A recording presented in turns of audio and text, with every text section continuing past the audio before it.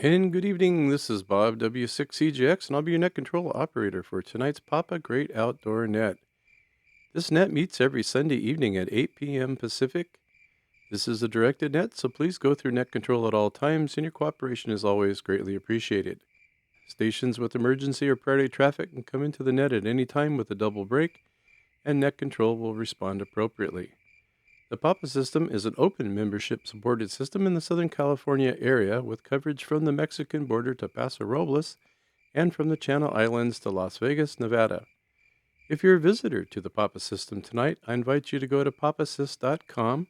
That's PAPASYS.com and register as a guest. With your guest registration, you'll have 45 days of free access to the Papa system. At the end of your one-time 45-day guest access period, we'd love for you to become a subscribed member, continue to use the Papa system on a daily basis, and be part of the Papa system family. However, all amateurs are welcome to participate in the daily, weekly, and monthly Papa system nets regardless of their membership status. Again, this is the Papa system, Great Outdoor Net.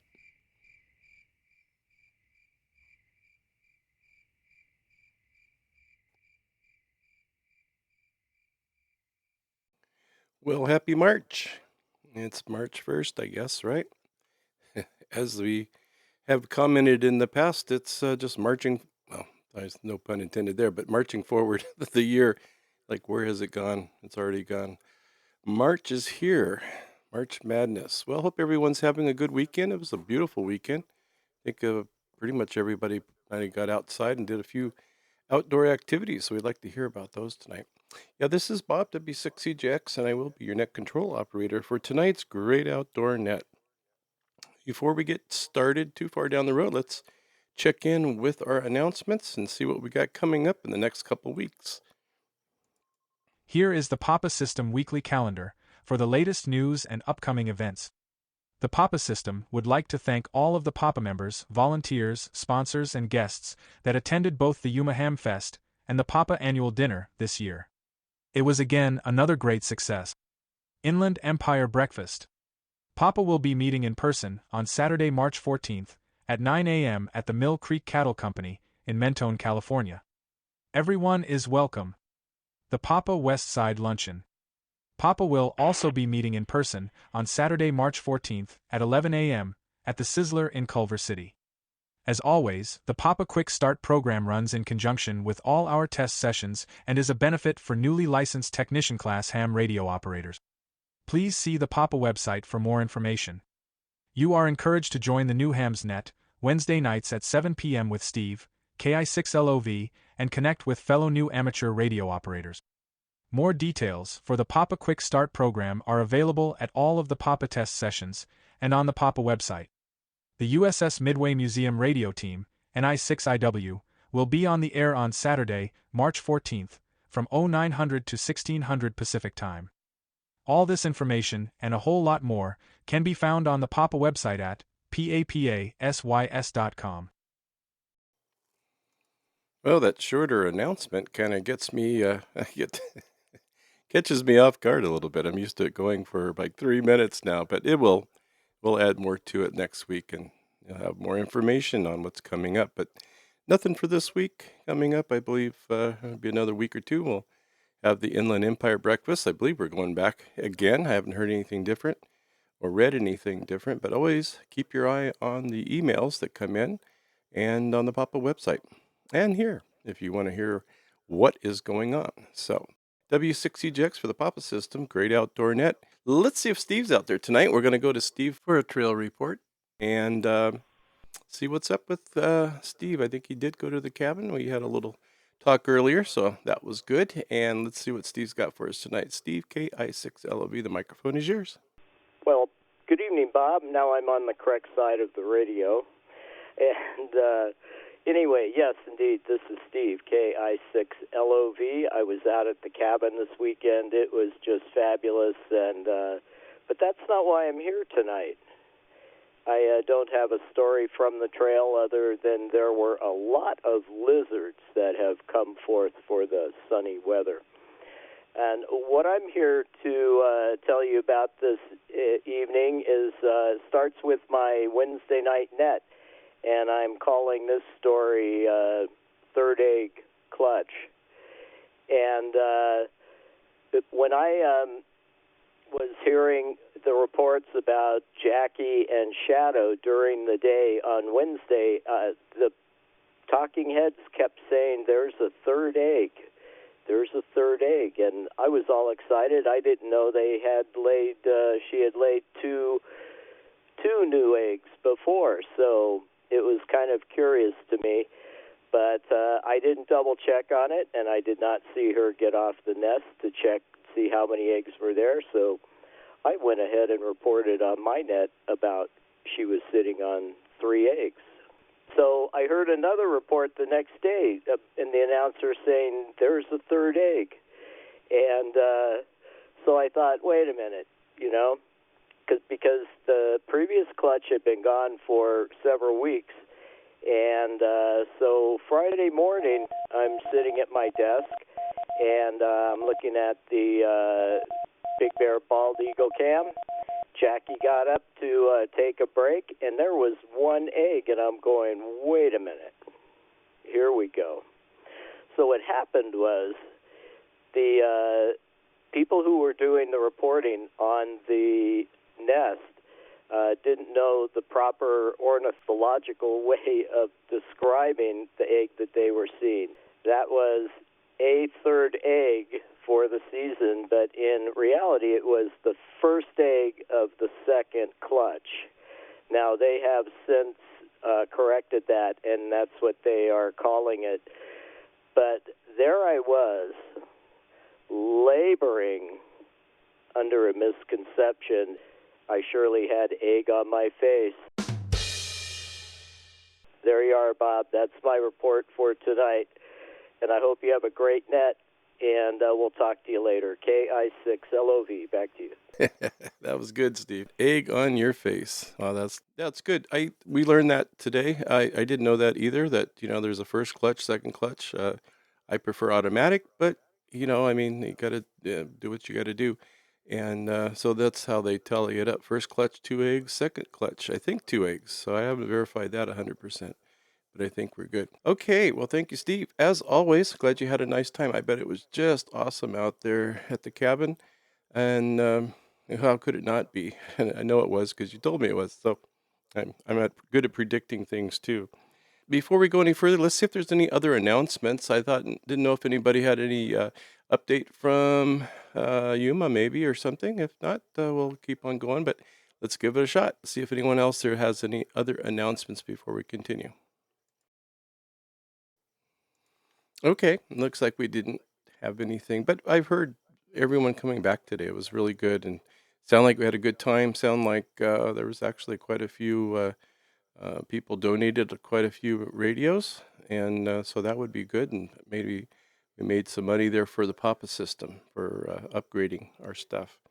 All right, with that, you're gonna hate me. This topic, like I say, I have kind of a queue of topics, quite a few actually, still in the queue. And this one has been in there, back when it was probably raining and snowing in the mountains and not quite as warm as it's been lately. So we're going to have to put your mind back into that type of weather just to get through this net. And I think it's a really interesting. I learned something on this too, so I'll share it with you. So let's start off with, who do we have tonight? I think we have Lewis. Lewis is out there. Are you out there, Lewis? Let's see. Come ahead if you are. Thanks, Bob. And good evening to everyone on the Papa System Great Outdoor Net. This is Lewis, and I will be your Papa System research host for this evening. When the temperature drops, your body faces 2 distinct but equally dangerous threats: hypothermia, a drop in core temperature, and frostbite, actual freezing of skin and tissue. Think of hypothermia as a system failure and frostbite as local damage. Here is the breakdown of how to spot and handle both. Hypothermia, the internal chill. Hypothermia occurs when your body loses heat faster than it can produce it, causing your core temperature to fall below 95 degrees Fahrenheit. The warning signs we like to call the umbles. Mumbles, slurred speech or confusion. Fumbles, loss of coordination, stiff muscles. Stumbles, dizziness or lack of balance. Grumbles, irritability or unusual personality changes. Note that in severe hypothermia, shivering may actually stop. This is a medical emergency. Immediate action. Get to warmth. Move out of the wind and cold. Remove wet gear. Wet clothes pull heat away from a body 25 times faster than dry ones. Warm the core. Use blankets or skin-to-skin contact. Focus on the chest, neck, and groin first, not the arms and legs, which can send cold blood back to the heart too quickly. Avoid alcohol. It might make you feel warm, but it actually causes your blood vessels to dilate and lose heat faster. Next up, frostbite, the external freeze. Frostbite is the literal freezing of skin and the underlying tissues. It most commonly affects the nose, ears, cheeks, chin, fingers, and toes. Frost snip, red, cold skin that may tingle or feel numb. Bring indoors, warm gently. Superficial skin feels firm, may look pale or waxy. Seek medical attention, do not rub. Deep skin is hard cold and may turn blue or black. Get to the emergency room immediately. The do nots of frostbite. Do not rub the area. Do not use high heat. Since the area is numb, you won't feel it burning. Avoid heating pads or fire. Do not thaw if it might refreeze. Thawing and then refreezing causes significantly more tissue damage than staying frozen a bit longer. Prevention. Learn the COLD rule. C for clean, keep clothing clean. Dirt clogs air pockets that provide insulation. O for overheating. Avoid sweating. If you get too hot, shed a layer and remember, wetness equals cold. L for layers. Wear loose, layered clothing, synthetic or wool, and avoid cotton. D for dry. Keep your gear dry whenever possible. This is just a sample of the do's and don'ts if you encounter hypothermia and frostbite, and what you can expect while you're spending time in the great outdoors. Many thanks to you, Bob, for requesting this valuable information. Back to W6CGX, net control for the Papa System Great Outdoor Net. Well, thank you, Lewis. Very good job there and good thorough research. You know, when I first started researching on this particular topic of hypothermia with an O, I don't know. I remember something back in some days of some kind of training I've had at that, like hyper meant extreme and thermia meant temperature. So I figured it meant extreme temperatures, whether it be cold or hot.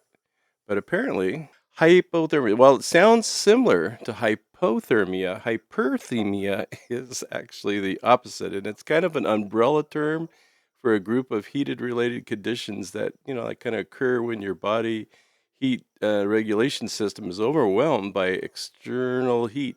So that'd be more in the summertime, which is coming up here, causing your body temperature to kind of rise dangerously high. So, unlike a fever, though, which is the body's intentional response to an infection, hypothermia is an accidental overheating. So that's like from not drinking enough water, it's too hot, you're not taking breaks, and not getting some shade. And it's usually defined when the body temperature is about 100 and above 104 degrees. So that's something to keep in mind for the summer. And if you're still maybe thinking about skiing and all that, I don't know if anyone else has ever experienced frostbite. I did. I got close. I don't know what level I was at. I'd mentioned this once before with going on a snowmobile ride with my brother-in-law, Carolyn's brother, and I had on just regular, really good gloves. But the problem is, each one of your fingers, if it has a seam, it will actually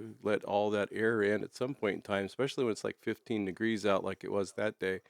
And so I found out from another source, you need to have like a liner glove, just something cotton or not cotton, probably a synthetic type glove inside of a mitten, because the mitten allows your fingers to stay together and kind of keep warm. And you just have that one big seam around the outside. So that's the thing you got to do if you're snowmobiling, is to have some mittens with a glove liner in there. All right, enough of that out of me. Let's take some check-in, see what's going on. out there in the world of the great outdoors. Let's see. And I saw this, the mumbles and fumbles. Oh my gosh, that's every day. And I know I don't have hypothermia, but we'll see if you guys have ever had that. And if you didn't, just want to check in, say hi, and let us know what you did this weekend that was outdoor related or not. We're always welcome to that. So please come now with your call sign and name, and we will get you in the log. Okay. Charlie Alpha 6 Hotel November Golf. KD6 LLB. November 6, Hotel Alpha Lima. Okay.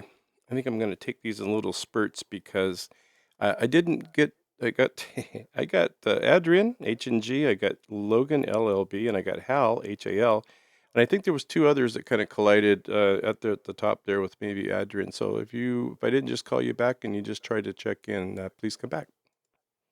Okay, 6 Charlie Alpha Corpus. Foxtrot, Victor November, Jim, Cerritos. Kilo Foxtrot 4, Papa Quebec Hotel, Ron. Kilo Oscar 6, Mike Kilo Charlie, Frank. Okay, let's stop there, and that way I got a few more. Good job. Thanks, guys. Let's see. Let's talk to Adrian. He got into the whole shot. He's usually pretty good. Either him or Corbin, one of the two gets the whole shot. But Adrian got it tonight.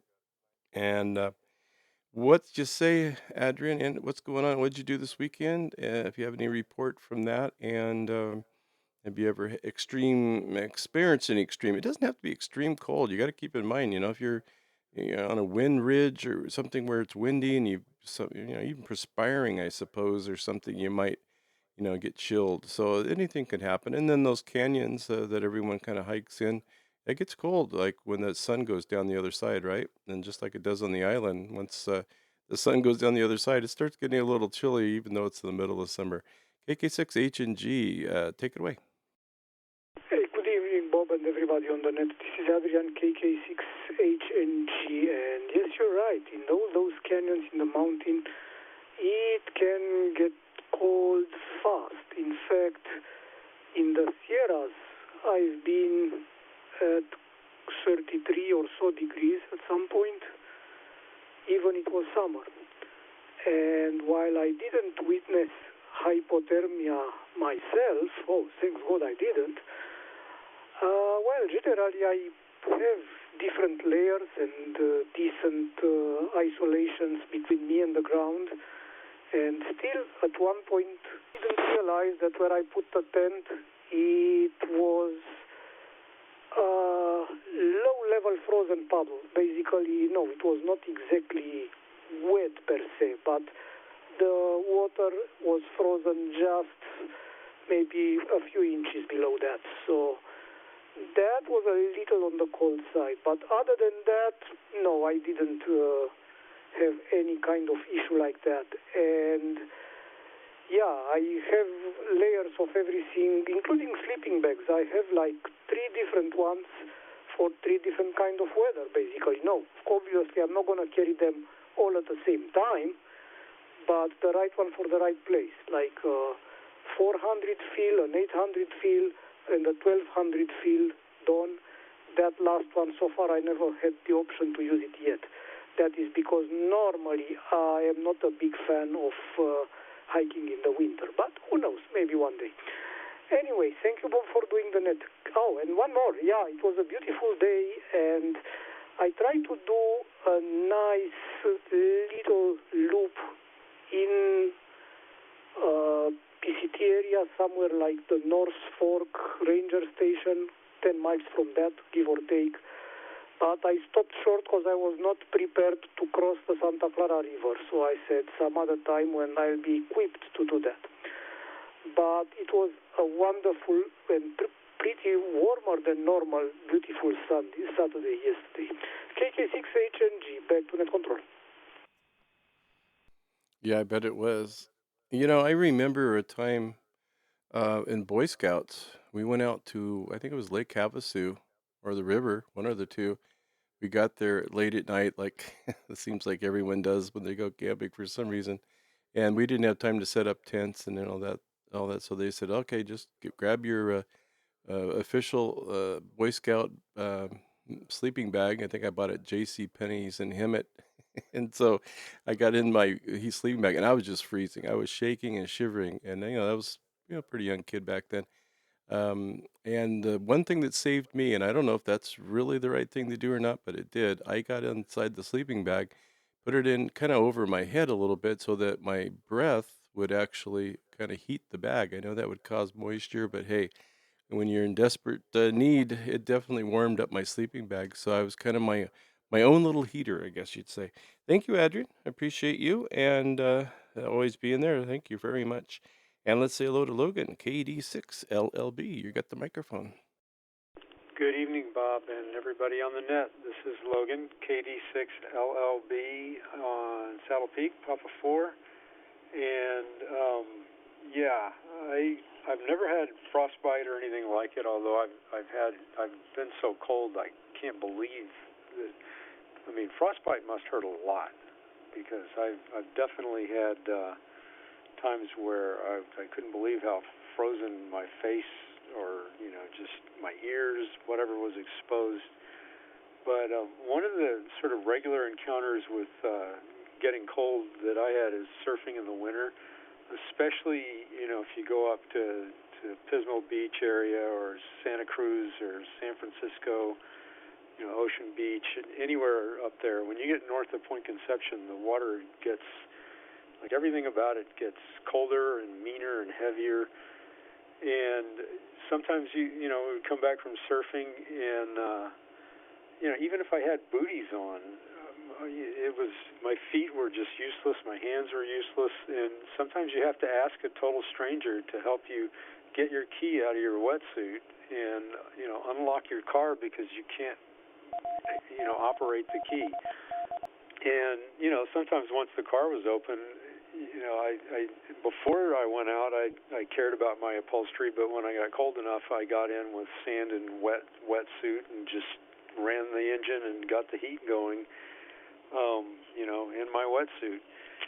But I mean, those are situations where it's very cold. It's kind of hard to believe how cold, but you're still shivering.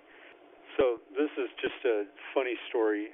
Many years ago, back in about, I don't know, 88 or something like that, I went to visit my girlfriend, her family in Mississippi. And I don't know, I never figured out, I think this was just a mean trick. We were going to go water skiing on the Mississippi. I don't know if that's something they can do, but they produced a ski boat, and they gave me a spring suit, and then they launched the ski boat and asked me to stand in, knee-deep, thigh-deep water and hold the front of the ski boat. And the water was, I don't know what temperature it was, but it hurt. And then they went, and I guess they had lunch or something, because I was there so long I nearly blacked out, and there was no way that I could bring the sail. I couldn't do anything with the boat. Anyway, that was a mean trick. But that hurt. No frostbite, no hypothermia, but it was a funny story related.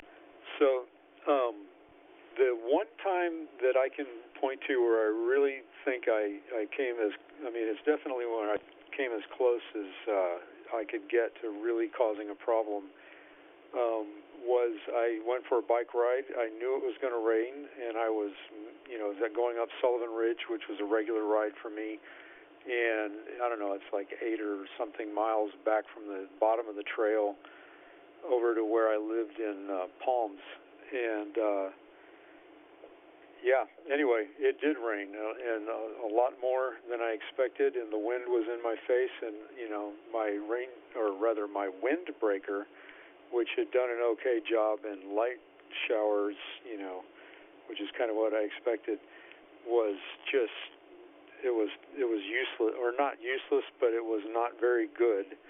And by the time I got home, I don't even know exactly what happened, but I'm still alive. But I remember thinking, I have really done it, because I was not shivering and I was not thinking clearly, and I'm not even sure what I did. But anyway, I survived, and I'm going to try hard not to do that again. All right, Good to hear everybody. I look forward to hearing the stories that everybody else will be telling. KD6 LLB, back to net. Well, you have to kind of admit it's kind of hard to talk about hypothermia and frostbite in a state which has got 90 degrees in February, and who knows what March and April is going to bring. But definitely, it can happen anywhere. And then, of course, we all go other places, so it's not like we're just all stuck here. When you mentioned, I bet it really hurts. So I was never diagnosed with frostbite that day when my hands were, well, they were completely numb. I couldn't feel them, my fingers. And I was trying to drive a snowmobile that's for the first time, too, but try to get back to home base there, or base camp, whatever you want to call it, in the parking lot, for a better term. And so I couldn't feel my. And I remember watching a show, one of the survival shows, and they said to put your hands and fingers underneath your armpits, just stick them in there and just kind of warm them up. So that's what I did, because just I knew there was something wrong. And boy, talk about burning! It burned so hard once they start to thaw out. So I wasn't quite all the way with frostbite and damaged skin, but it was darn close. I was on my way. That's for sure. Thank you, Logan. And I don't want to experience that again. I'll do something different, I think. I'll try something. Oh, we'll go snowmobiling in the summertime. Let's say hello to Hal. Chief, what's up? N6HAL. I'm glad you made it on. I know we've had some playing some tricks tonight, but we're here for you. So welcome, and what you got for us? Welcome. November 6th, Hotel Alpha Lima. Thank you, Bob, and thanks for doing the net. In California most of my life, I haven't had too many opportunities to suffer from hypothermia. I don't get into the cold weather too much. As far as hypothermia, I've had some close encounters with that in the summertime fighting fires, so I never was diagnosed with it, either one, hypo or hyper. But I guess I either did something right or I wore the right clothing.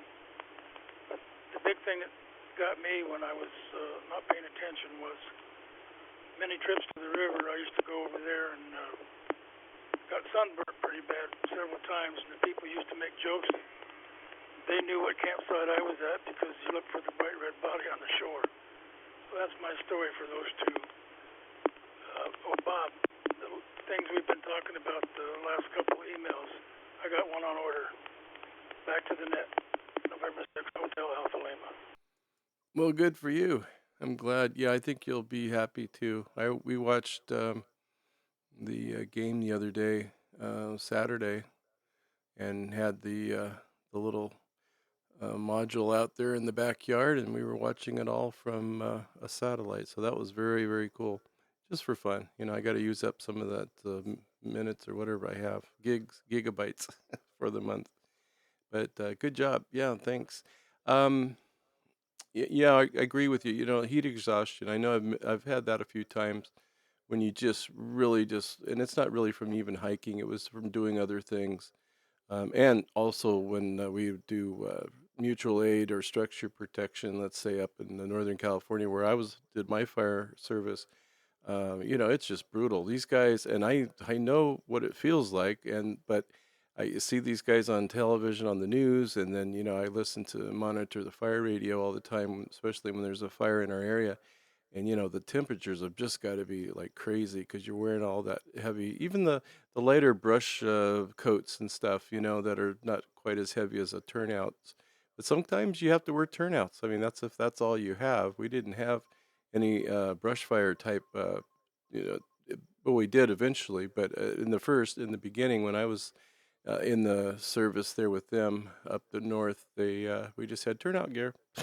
Just end of the day or whatever, your boots are full of sweat. So thank you, Hal. That was, as always, the bright beacon of the campsite. Well, we'll keep our eye out for you. Tom, K6COZ, welcome. Hey, Bob, K6COZ. I didn't know if I made it in on the first round, but hey, thanks for having me. Checking in, just watching some music videos, and heard you call for me. I thought I didn't make it in, but okay.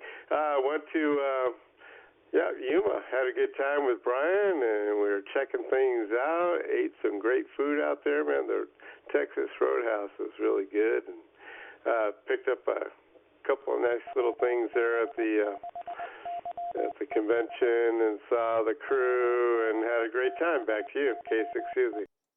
Yeah, that sounds wonderful. I'm sure it was great. I'd really like to get out there. Back in the day when we just got our trailer and we thought, oh, we'll take our trailer out there. I know a lot of people do. And but we've kind of found that we just like to take it up to the lake, and some of these long trips between the expense of it, and then just what if something goes wrong? You're so much further from home, so we're kind of in our comfort zone with that. But it sounded like a great time, and I think we're supposed to get a Texas Roadhouse out here in Camarillo. I've been to before in Texas, actually, a couple of them, and a few of them locally in California, I believe, but. Yeah, they always have something on, I don't know, Facebook or one of the things they show people eating these wonderful pieces of meat and things from there. So it looks great. So I'm glad you had a good time, and you able to go with Brian. So that would be a hoot. And looking forward to spending some time on the island with Brian this year too again. All right, Tom, well, have a good day tomorrow. If you're going in, I don't know. I don't know your schedule anymore. You got to send it to me again. And let's say hello to Jim, KE6FVN. In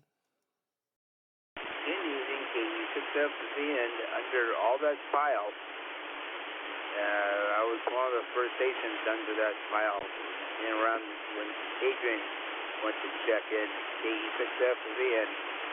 Papa 8 is receiving but not transmitting on the system. KE6FVN. There we go. I thought I'd let someone keyed up Papa 8. I let it drop down. Yeah, we've been having some little issues, so I'm not sure what's doing what, but yeah, I think 8. I heard something about that the other day too, and I'm on Papa 30. Well, I'm listening to Papa 30. I'm coming in on All Star, but I'm listening on Papa 30, and I was on 1, but I thought it'd be safer to be over here on Papa 30 and use South Mountain a little bit. Well, you sound good. I have a little. Yeah, you're probably coming through not your normal repeater either. It kind of had a lot of static on you, but it sounded good, Jim. I'm glad to know you're there and that you're checking in with us. Like I said, either way, we're always here, and we want you to come in and say hello. Let's say hello to Corbin in 6CAA. Good evening, Corbin, and welcome. Well, good evening, Bob, and the rest of the folks on the net in 6CAA out here in Costa Mesa, California. And, today I decided to get up and do a hike. Normally I don't hike on the weekends, but I did it anyway. Hiked through Canyon Park and Talbot Regional Park. I took a new route. Usually I can do this hike in about 45 to 50 minutes, but it took me an hour and 20 minutes to do it. And, boy, I'm glad I did. Got a whole new lease on life and some whole new scenery. And as far as hypothermia and frostbite, no, I haven't had that. And I don't anticipate on me doing any kind of hiking or walking where that would be the case. So, anyway, just wanted to come in and say hello. I told you I would check in, so I'm here. So thanks for doing it. Thanks for taking my check-in. And I'll go ahead and step out of the way and let the train continue to roll. Anyway, 7-3 all. And back to you, Bob, W6CJX and 6CAA. Well, a man of his word. He did say he would check in, and you did. Thank you. Just check in. Yeah, if you don't have anything, we just want to hear that you're there, and that's all. That counts. And yeah, like I said, this is kind of it's one of those timing things where this is probably we're all kind of just suffering from some. It's finally cooling off a little bit, but everybody had all this heat, and God, what was it, Saturday or maybe it was Friday? I think I was like, really? It's just thought it was like 94 degrees in Camarillo, at least what the thermometer said. So and then I was thinking, and I'm doing frostbite and hypothermia. So yeah, it's all timing. But I wanted to get it out there, and it's half the net is just learning new stuff or learning old stuff, whatever, and talking about it a little bit, and then the rest of it's just checking in too. So it's all good. It's all good. That's for sure. Thank you, Corbin. This is Bob W6CJX for the Papa System Great Outdoor Net, and we're talking hyperthermia and frostbite and hypothermia. Well, that's actually the first one, hypothermia, and hyper is the heater type heat. Okay. That's what I learned today. I learned something. Let's see if we can get a hold of Ron. I think he's coming through DMR or P25 or something. He sounded really good on the bridge there. KF4 or PQH. Welcome, Ron. Good evening, Bob and Annette. This is KF4 PQH coming in from Locust Grove, Virginia. Yeah, I'm on the P25 net. Apparently got some instability on All-Star tonight. I get on there for a minute and then it drops. Right now I'm monitoring the East Coast reflector. So All-Star seems to be working on that. So I'm guessing I'm having a little bit of problem with the pop-up, but no problem. I'll find a way to get in there somehow and just enjoy the net. So hypothermia. Having gone skiing and stuff in the Northeast and Vermont and Massachusetts, places like that, and been in some snowy weather, been cold. Luckily, never any damage or anything like that. But when I hear about cold, I get reminded and think of some of the gear and stuff that I saw that my dad was a radio operator on B-17 bombers in World War II. And he had some mittens he gave to me one time that there were leather mittens lined with lamb's wool. And the interesting thing about them was that they had 3 fingers. Why? Because it was easier to shoot a machine gun that way. And when I did some research, found out they actually had electric suits they plugged in. Because it gets cold at 30,000 feet, and you got windows open with machine guns sticking out the side of them and things like that. So they had to be real careful of that kind of stuff. I remember as a kid playing in the snow, I'd come in kind of frozen and sore and wet and cold, but I stayed out there as long as I could and suffered through it. But other than that, luckily no permanent damage. This is KF4 PQH, everybody. Be safe out there, be careful, and 7-3, back to net control. Well, you know, Ron, out of all the people that are on tonight, at least so far, you're the only one that's living with snow. Pretty much. I mean, you know, we have snow here too, up the mountains, but you've had quite a bit out there, and I love that cardinal. Wow, that picture you sent. That is just amazing. I know I've seen him before, but with the red beak and all that, what a beautiful bird to look out your window or whatever and see that on there. That's pretty neat.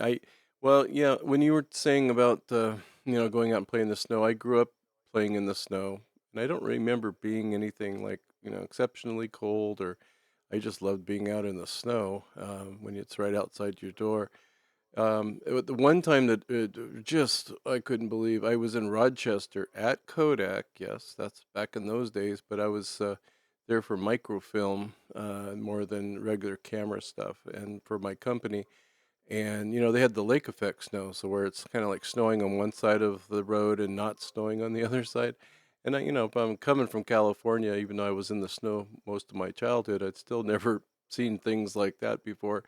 But we finally got ready to leave, and of course the guy's van wouldn't start that I was with. I was tech support, and he was one of the local techs.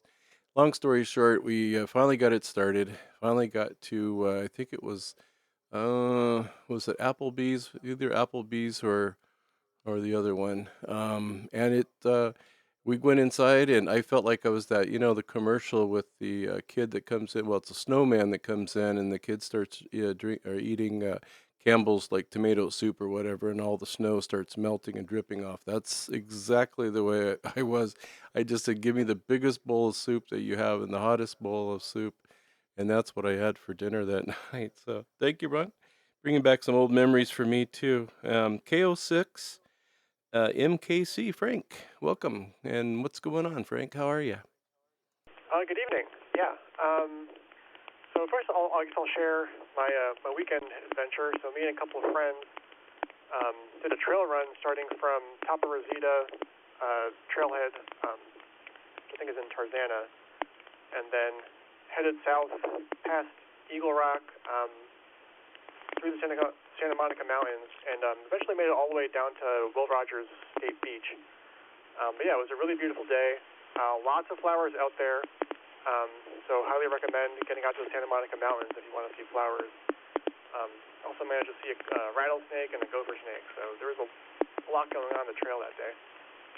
But yeah, really nice day. A little bit hot though. As far as hypothermia, I've never myself had hypothermia. I guess all I'll share is that whenever, most of the time when I'm cold is because I'm out camping, usually in the desert or maybe the mountains. and my extremities get really cold, like my hands and feet. But I found that actually, if you add insulation to your core first, that helps a lot with your hands and feet. So your body will kind of let more blood flow to your extremities if you can get your core and your head warmed up. That's a tip if your hands and feet aren't warming up. Just try adding more layers to your torso and your head. So thanks for doing that. KO6FKC, back to you. Well, thank you, Frank. That would sound like a great hike. I usually always, in any trip that I take, whether we're going out to the islands in the summertime or backpacking or hiking, just to throw in a knit hat of some type, and that you can they got some new ones out there, kind of neat. You can put it in any pocket. They're not made like the old one. They're not as thick as the old one, but they do kind of help hold the heat in, because I forget, what is it, 30% or 40% goes out through your head. I mean, that's where you're losing a lot of heat. So especially if you're all bundled up everywhere else, but your head doesn't have anything on it, any kind of a hat of some kind. So that's good good to know there, Frank. Thank you for sharing that with us. This is W6CJX for the Papa System, Great Outdoor Net, every Sunday evening here on the Papa Mighty Network, the Great Outdoor Network. Anyway, let me see, what else did I have to say? Nothing else. I guess I'm just kind of going through a few things here, and I think we're at the bottom of the list. So let's see if we have any other stations that we might have missed, or just for the first time. Please come now. Kilo Oscar 6 Delta Golf X-Ray. Oh, wrong frequency. K6 TV. Whiskey 2 Alpha Yankee Zulu. This is Victor. All right, we picked up 3 more. We've got Rick, Ellen, and Victor. Good to hear you guys. I wonder where you guys were missing here on my page, but we found you. So let's start off with Rick at KO6DGX. You've had a lot of years of experience out in the great outdoors, so I imagine you've either have experienced something being excessively cold, or maybe not, or maybe you prevented it. That could also be a good feature. So go ahead, Rick, and take it.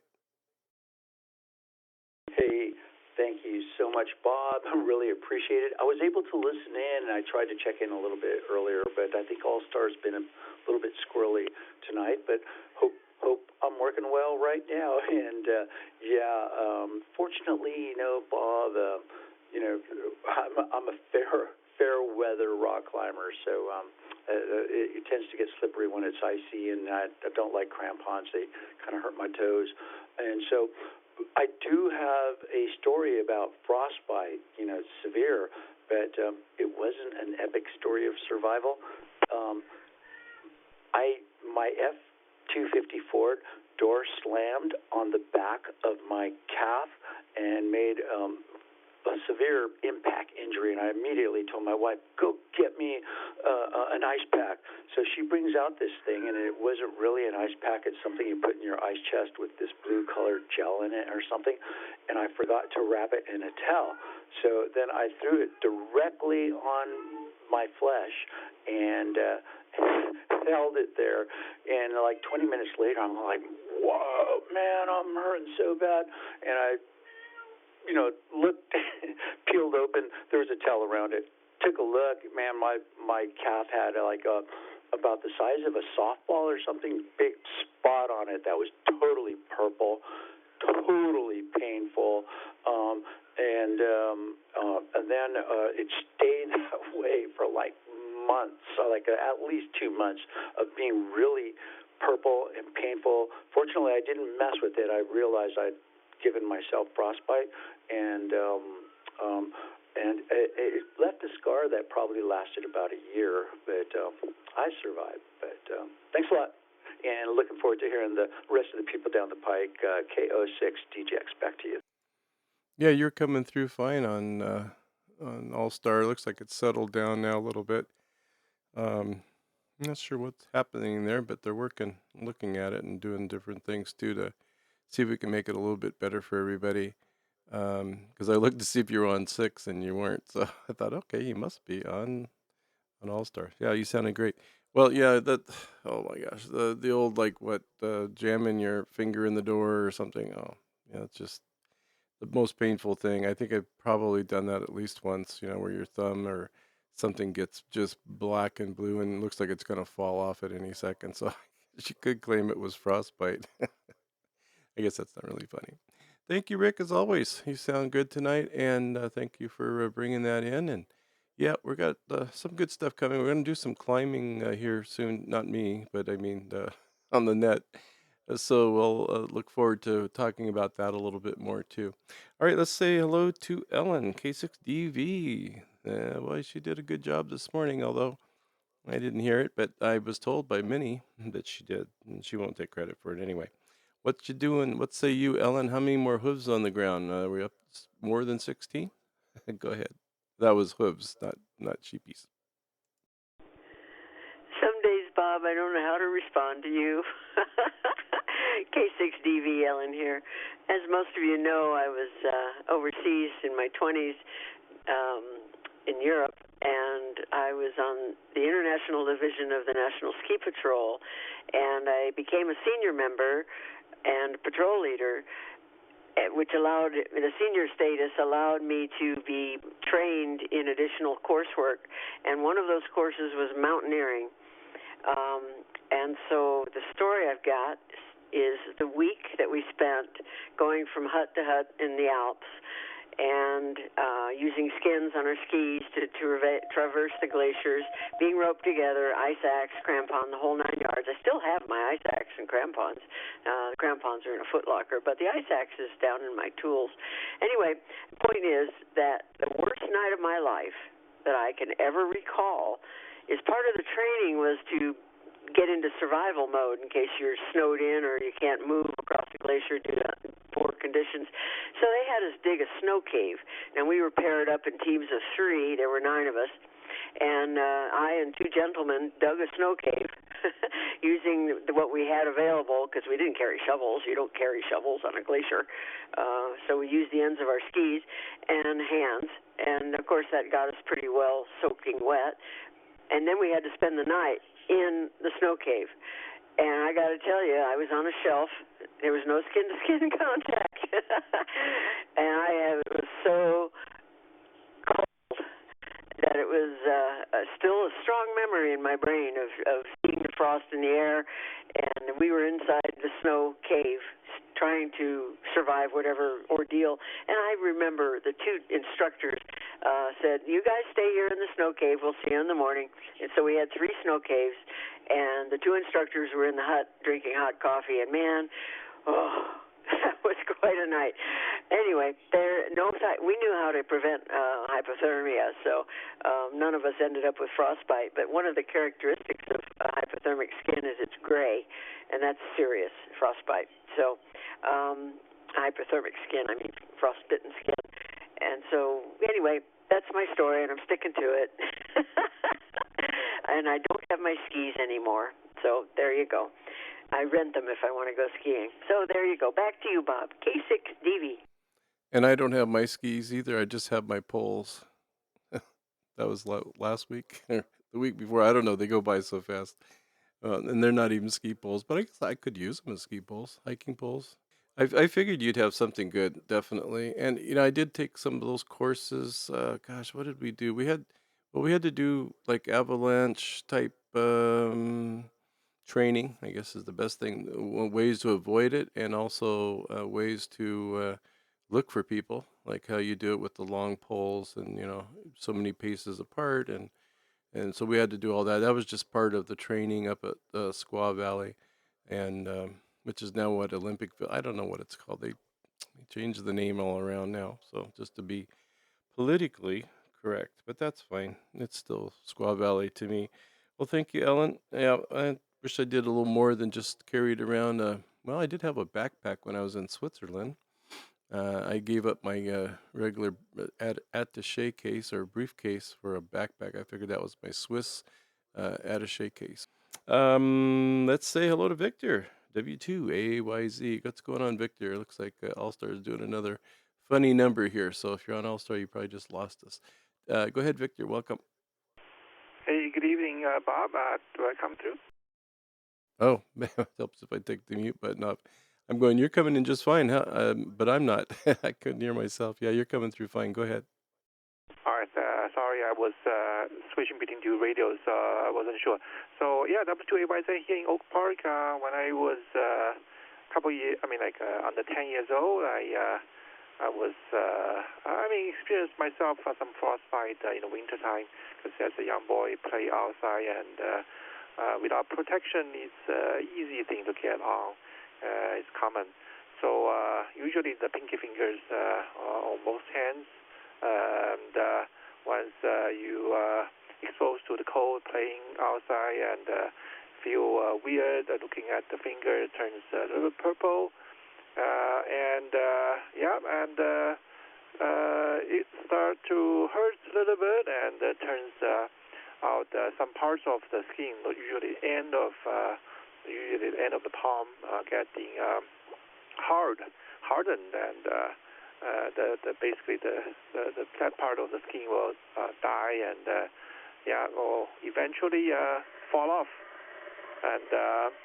What happens is that when it recovers, the part it turns very itchy, and you can feel that. So after a couple winters having those frostbite, learn the tricks not to ignore them while they are still not too bad yet. So never got them again, but definitely learned the lessons of frostbite. How does it feel? How to identify them in a way. All right, back to net up to you, Isaac. Well, I know for myself to prevent any of that from happening, I'm just not going to put myself in that situation anymore. I'm getting to the point now. It would be great to go skiing and go all the things I used to love to do, and I could just like I was we talked about it on another net too. But I was telling Carolyn, I said, like skiing is just is really just it's like riding a bicycle. I really think so. I mean, if you spend enough time like I did on skis when you work at a ski resort, obviously you're skiing every single day. And then even on my days off, we'd go skiing because I had a season pass, whatever. But yeah, definitely I gotta know when to hold them and when to fold them, as they say. Okay, Victor, thank you so much again. As always, you always bring some good stuff to the table. And this is Bob W6CJX, your net control operator for the Papa System Great Outdoor Net. What else have I got? If you ever want to get a hold of me or us here at the Papa News, whatever we got here, we do have that little web page. It's not really associated with Papa, but it's not monetary, so I don't sell a merchandise or anything on it. And it's just called Cricket Mountain Media, and just put in cricketmountainmedia.com. And you can, I don't know if I can solicit. I'm not really soliciting anything. There's nothing there except you could send an email or say hello. That's really all that's there. At least for now, anyway. So let's see if we have anyone else out there. Let's kind of throw out a semi-last call. We'll have a soft closing instead of a soft opening. We'll see if that works and see who else we have out there. Please come now. WA6 Foxtrot Gulf Whiskey. Alpha Fox 0 Fox Band. I got Steve, and I think it's AF0F something, but I'll get to that when I call you. WA6FGW, do you have any good hypothermia or frostbite stories? And if you don't, just make one up. Go ahead, Steve. Welcome. Okay, you're too much there, Bob. WA6 Foxtrot Gulf Whiskey here, Woodland Hills. The tale that I had here had to do with we over the years with my backpacking group, we've made 3 Mount Whitney ascents. The second one turned out to be it fell through because kind of a last minute rain, snow, sleet, the whole 9 yard storm came in from the south and even surprised some of the weather forecasters a little bit. And so after sitting it out for a day or so over Kearsarge Pass, we decided we had to make a decision, either go forward but we couldn't go forward because we still had a couple of passes that were pretty high that we had to cross over. So we made the decision to turn around, and of course that was just going to leave us at Kearsarge Pass. when we got there, but we figured we'd cross that bridge. Maybe we can get somebody to go down and make a phone call for us, get one of the wives to pick us up.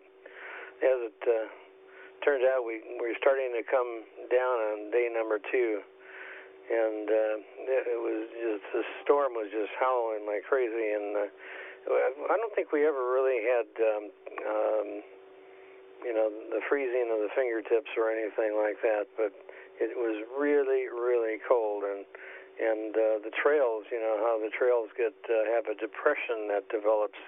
The depressions of the trails, high volume trails like something for Whitney, tend to get somewhat just from the action of your boots. They kind of soften up the earth, and it moves it to the side.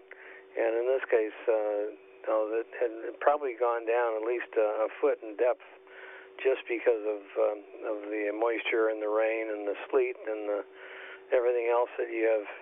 And of course, toes were freezing like we didn't feel them anymore, but we just kept on trucking. And then it dawned on us we should make a plan to get picked up, because the way the deal was, our wives were going to pick us up at the far end, coming off of Whitney Portal. And so we got a hold of the local ham in Bishop, California, and he was able to get a hold of the hotel where the wives were staying, and they went ahead and met us when we finally came off the hill. But that was so nice to have something warm waiting for us, and you can see the car show up when we were there. Anyway, thanks for doing that.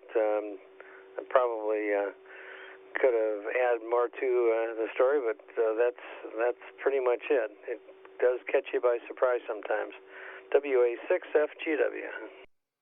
Well, thanks, Steve.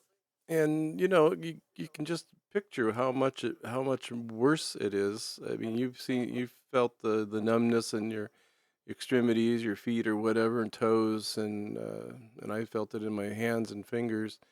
I mean, I really almost couldn't even keep my hands on the grips of the snowmobile. Plus, I was lost. On top of that, I had to turn around and just basically go all the way back that I came. At least I knew I'd make it back. It came to that part of being in survival. But what I was kind of doing is putting my one glove at a time.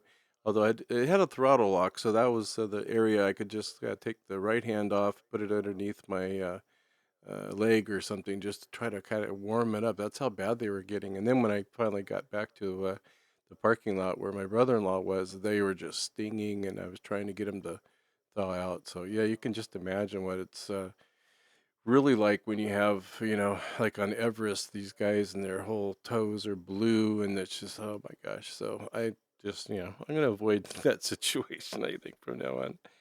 Thank you, Steve. Yeah, well, this with this topic, I just wanted to kind of, if you go to the archive that we have on YouTube, and then of course all the other platforms for the net, we've got quite a few variety of topics, and it's just sort of something I wanted to add to the collection, I guess you could call it. All right. Well, thanks, Steve, as always, as being a major contributor. We're gonna have to give out some stickers or stars for everybody. How about AF0? And I think it was a Foxtrot something, but anything that's close to that, we're here for you. We'll welcome you with open arms. Okay, that didn't work either. Well, I guess we're just gonna go ahead and say our goodbyes. I mean, really good. Appreciate the participation tonight, and like I said, it was kind of untimely with the warm temperatures, but we'll just pretend this was a little while ago and not now, I guess, with the temperatures. Keep in mind that on March 5th, now of course that's a Thursday, but March 5th is our Great Outdoor Net anniversary. No, March 7th. Excuse me. What am I saying? March 5th. It's the 5th year. Man, that's where the 5 came from. But March 7th is actually our 5th year. It's hard to believe that we've done this for 5 years and came up with a different topic for every night. So don't ask me. Don't ask me where's the formula? I don't know. It just comes. So hopefully it's been good. And yeah, 5 years, that's a lot of nets weekly. But I have had a lot of good people filling in for me, and I'd like to have more. If anybody wants to take on the net, we're more than welcome to come on in and do a topic. Would be great. So I'd like to thank the Papa System for allowing us to have all the great nets that we have each night of the week. Sometimes we have a couple. And I also want to thank Cecil for his legendary leadership, and of course the tech team and all the people that go up on the mountaintops make this stuff work for us and keep it working. And it can't be easy with this many repeaters. As I look at the list over here on the side, it's like, wow. I mean, I even heard a couple of people on the air saying, "Wow, you guys, you got a lot of repeaters out here." They're from somewhere Midwest, I think. And all the net controllers for all their volunteer work and being here, bringing us the nets each night. So I will say 7-3, and let's see, we got 21:08. We'll do a closing at that time, and look forward to seeing everyone again out here on the Great Outdoors next week. 7-3, all.